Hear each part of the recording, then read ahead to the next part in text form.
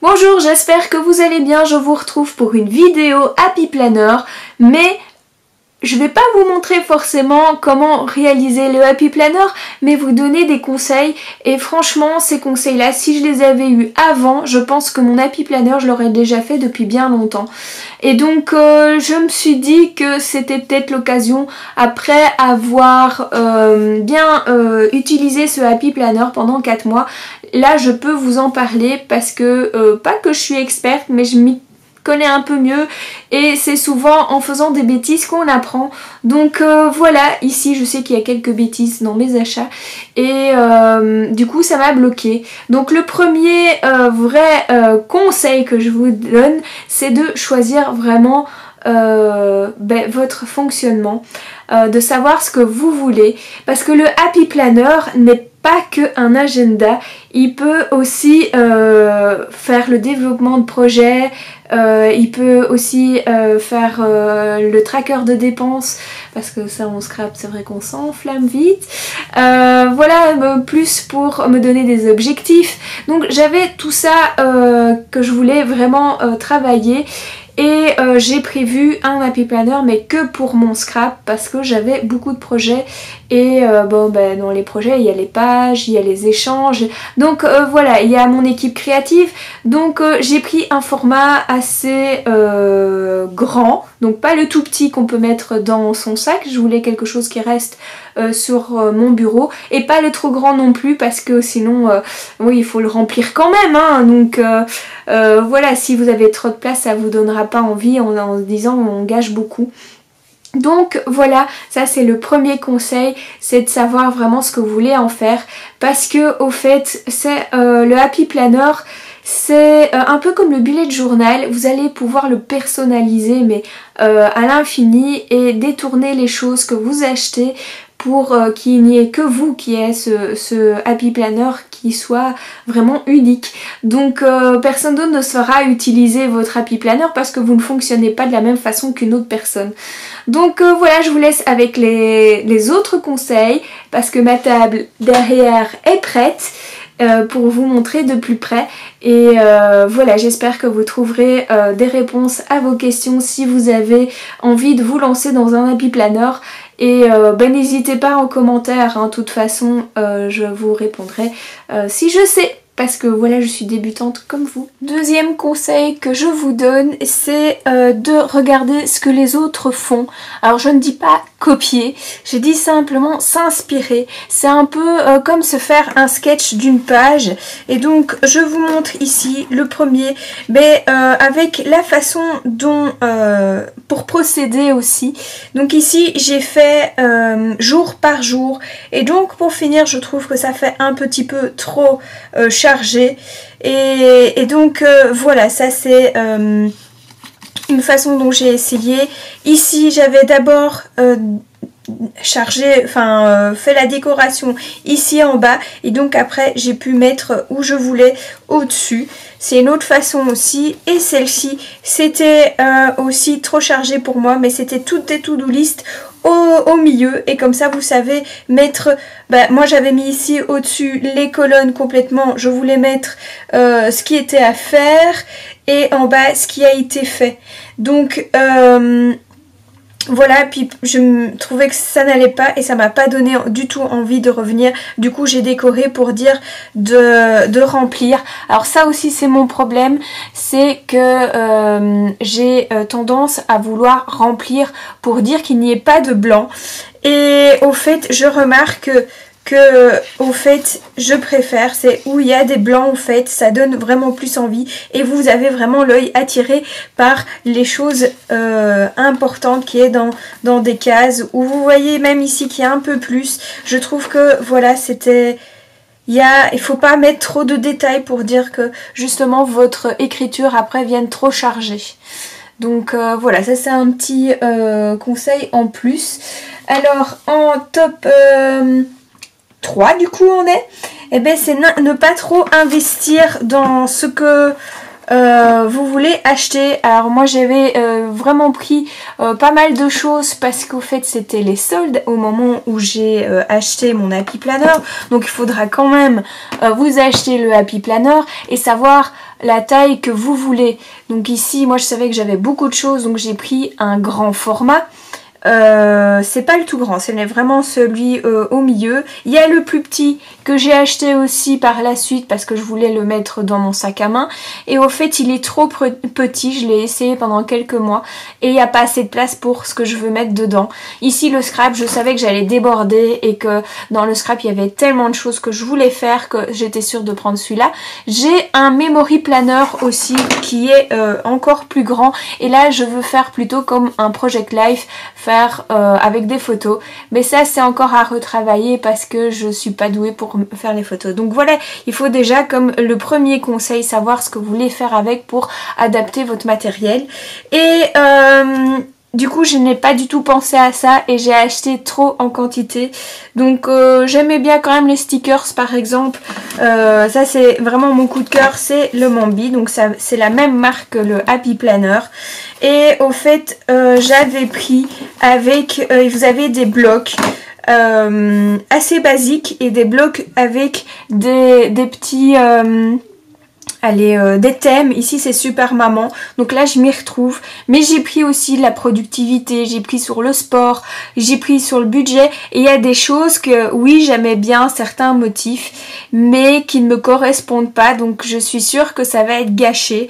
Donc en premier je vous dirais, c'est ces deux là que je vous dirais de prendre si vous voulez investir dans un gros bloc qui est quand même à 20 €, sauf si vous avez des réductions ou quoi. Mais je vous montre pourquoi surtout c'est ceux-là, c'est que simplement avec une page, vous pouvez déjà faire une décoration basique. Par la suite, voilà, c'est un challenge aussi de faire une page. Et là, vous en avez pour quelques semaines, je trouve. Celui-ci est vraiment mon coup de cœur. Il y a des couleurs, mais super belles. Soit des plutôt pastel, puis après vous avez des couleurs un peu plus flashy. Et c'est très tranché. Donc je trouve pour une base, c'est très chouette ceci. Maintenant, si vous aimez les motifs, moi je rachète... j'aime bien les plus petits motifs, donc j'ai pris ceux-ci et ceux-là ils sont moins chers, je crois que c'est 5 € le paquet, et vous avez des thèmes, donc c'est vrai que c'est assez sympa. Je vous montre toujours sur le côté, donc désolée. Ici j'ai pris plus tout ce qui était donc j'aime ton Lego portrait. Ah tiens, c'est bizarre ça.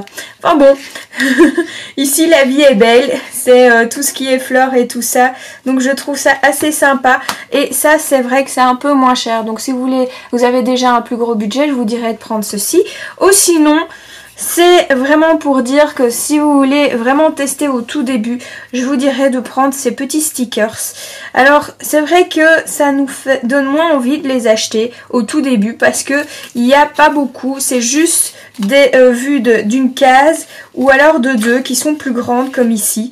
Et au fait avec déjà simplement ça et quelques dessins, je trouve que c'est déjà très complet si vous voulez. Vous voyez, il y a juste des petits cœurs. Bon, voilà, ça c'est mon côté plus épuré que je trouve, j'ai plus envie d'aller dedans. Voilà, c'est pour ça que j'ai dit, il faut vraiment savoir ce que vous voulez. Au départ, je voulais vraiment fort charger comme je l'ai fait au tout début.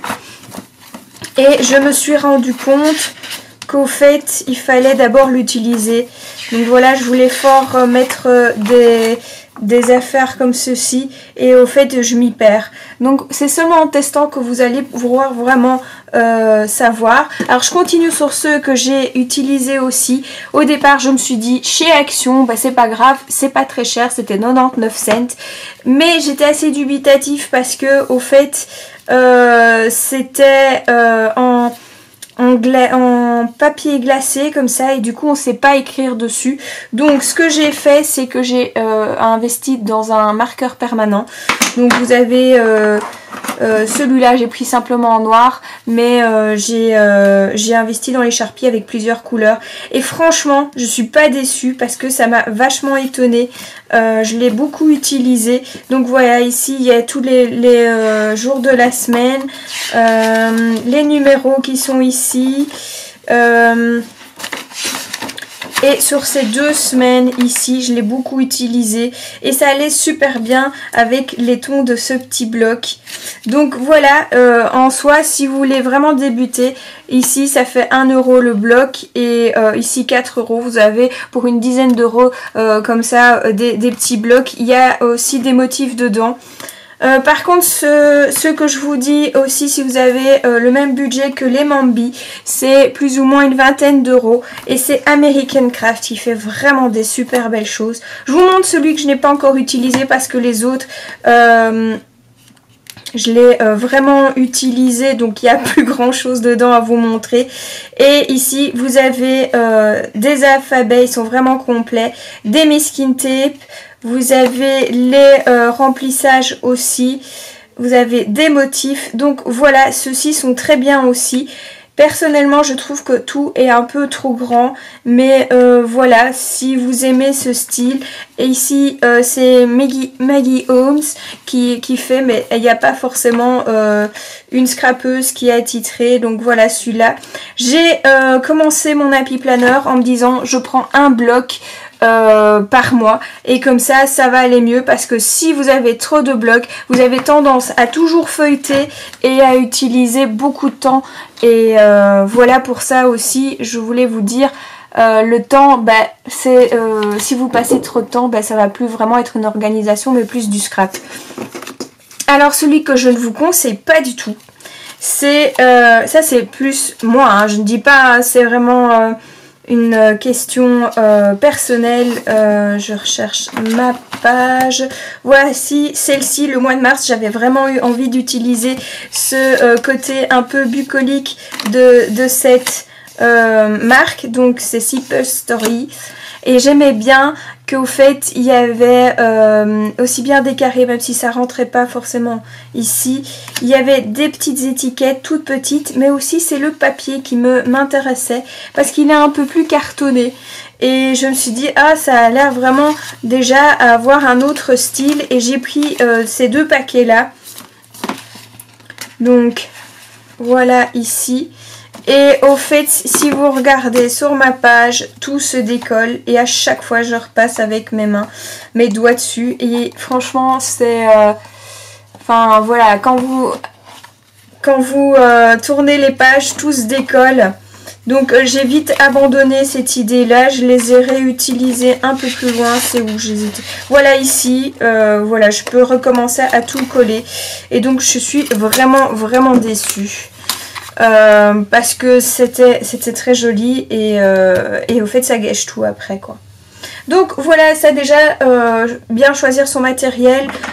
Après par la suite je prends toujours du allez, comment dire, si vous aimez pas certains éléments qui sont imprimés dessus, voilà, prendre du Tipex pour pouvoir recoller dessus parce que sinon on voit à travers aussi. Et j'ai pris simplement un marqueur permanent noir et aussi pour écrire tout en noir, des petits ciseaux. Donc voilà, ça c'est vraiment ce que j'utilise le plus en matériel. Je vous dirais aussi comme... les conseils. Donc si j'ai bien compté, on est au 4e. Alors le 4e, c'est donnez-vous une période pour pouvoir vraiment faire tout ce que vous avez envie. Parce que voilà, les premiers mois, vous pouvez pas dire d'être déjà super expérimenté. Mon premier mois, j'étais assez déçue par exemple de cette vue mensuelle parce qu'au fait je n'avais que seulement 2 choses à faire. 2 choses à prévoir et rien d'autre à programmer. À part ici, du coup, j'ai mis par semaine, j'aime bien me mettre des petits objectifs, donc plutôt des thèmes, je dirais. Et par la suite, ben, vous voyez, j'ai commencé à bien investir l'espace, mais du coup, ici, il n'y avait plus rien. Et en suivant mes fonctions, ben, je voulais aussi rajouter ici, vous voyez, ça fait beaucoup plus parce que au fait, j'ai rajouté la fonction que je gère aussi l'équipe créative de Créatelier Caracol et du coup, j'ai commencé à mettre aussi les programmations du blog. Donc là, je peux vous le montrer, mais je ne l'ai pas fait en avril pour pas vous montrer ce qu'on va vous prévoir le mois. Ici, il y a mes événements, toujours ici aussi pour les thèmes des semaines que j'ai envie de travailler. Et bientôt, je vais me faire des petites étiquettes pour dire de voir où je vais poster parce que j'ai testé plusieurs jours pour poster les vidéos et pour voir un petit peu lesquelles qui me conviennent mieux. Donc voilà, je dirais, moi je me suis laissé 3 mois pour dire de voir si ça me convient et qu'au fur et à mesure, ben, j'ai rajouté des choses pour dire ne pas personnaliser tout d'un coup. Donc pour le 5e conseil que je vais vous donner, c'est de pouvoir personnaliser. À partir du moment que vous avez fait pendant 3 mois déjà, vous avez certaines habitudes. Donc moi j'ai commencé à me faire une petite personnalisation en me disant, tiens, avec ces petites pages ici que je vais vous montrer, ces pages-ci sont prévues pour par exemple les objectifs de la semaine, mais moi j'ai fait plutôt le planning des choses que j'ai remarqué qui revenaient à chaque fois en début de semaine. C'est l'organisation, le montage vidéo, le montage audio, et du coup je compartimente et ça devient une routine. À l'arrière vous pouvez faire quand même des petites listes. Alors après vous pouvez le personnaliser aussi par exemple avec un tracker de dépenses pour pouvoir gérer votre budget. Moi je le fais pour mon matériel de scrap et comme ça je me rends compte vraiment des choses que j'utilise et c'est vrai que parfois ça fait peur en se disant ben mince, j'ai dépensé autant parce que j'ai été à un salon scrap, j'ai été à une boutique que j'aime bien. Donc voilà, où enfin voilà, quand vous faites aussi la boutique, mais après que vous faites aussi sur les sites internet, c'est vrai que à la fin on se rend pas compte et voilà. Alors celui-ci je n'ai pas du tout encore été utilisé et celui-là il est très chouette pour quand vous avez un projet. Et j'avoue qu'avant je faisais tout dans un carnet, un bête carnet, et au fait maintenant je pense vraiment quand j'ai un projet c'est de marquer vraiment tout ici, faire mon petit logo ici pour savoir si j'ai un sketch et tout ça, et au fur et à mesure je vais compartimenter chaque chose que j'ai à faire parce que moi je scrape en petite quantité on va dire, et donc on va dire une demi-heure par jour, et du coup comme ça je vais pouvoir vraiment plus me focaliser là-dessus, et pour mes échanges franchement ça va fort m'aider. Et ici j'ai pris de simples feuilles, voilà, simples feuilles pour ajouter. Ben, j'ai fait ma liste de tous les numéros parce que voilà, les blocs Mambi sont par numéro, donc comme ça je n'achète pas en double. Je vais mettre ma liste aussi de vidéos publiées et les idées que j'ai envie de vous montrer, et je vais vous montrer en dernier. C'est bien d'avoir tout ça et de l'utiliser avec ces fonctions là, mais maintenant vous pouvez aussi le personnaliser. C'est un, comme je vous avais dit au début, ben c'est le moyen comme un peu un bullet journal, et de pouvoir montrer vraiment la possibilité d'avoir tout personnalisé. Quelqu'un d'autre ne va pas utiliser les mêmes fonctions. C'est comme celui-ci, je me suis trompée dans la taille, donc vous voyez que le plus grand est beaucoup plus grand, et du coup j'ai retaillé. Et au fait ceci est prévu pour les enseignants, pour les présences des enfants, et moi je l'ai utilisé plutôt comme un happy planner. Et donc vous voyez aujourd'hui j'ai fait mon happy planner. J'ai pris des notes pour cette vidéo, donc voilà, j'ai encore pas fait mes projets sur ceci, mais voilà, mes notes vidéo et après on va mettre tout ça sur YouTube. J'ai été sur Facebook aussi, donc voilà, c'est vraiment pour savoir, ben tiens, est-ce que j'ai scrappé aujourd'hui, est-ce que j'ai été dans mon Happy Planner. Je trouve que ça, moi qui aime bien le bullet journal, ça me manquait, donc voilà, c'est pour vous dire qu'il faut vraiment personnaliser pour vous donner envie de faire ce Happy Planner qui ne ressemble à personne d'autre. Donc moi j'ai encore ceci à voir un petit peu comment je vais faire pour je vais dire personnaliser cette page pour que j'ai l'utilité, parce que mettre les dates d'anniversaire de juin, ça ne me tente pas.